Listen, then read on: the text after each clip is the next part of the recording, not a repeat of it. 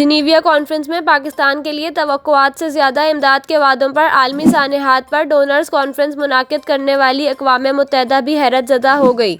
Donor conference में पाकिस्तान से किए गए वादों की रकम 11 अरब डॉलर्स तक पहुँच गई है।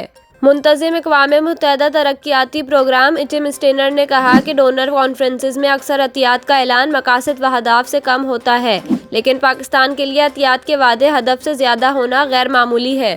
दूसरी जानिब वफाकी वज़ीर बराए मनसूबाबंदी एहसन इकबाल ने कहा कि अक़वाम मुत्तहिदा के सेक्रेटरी जनरल ने किसी भी पाकिस्तानी से बढ़कर पाकिस्तान का मुकदमा पेश किया, तवक्कुआत से बढ़कर इमदाद मिली।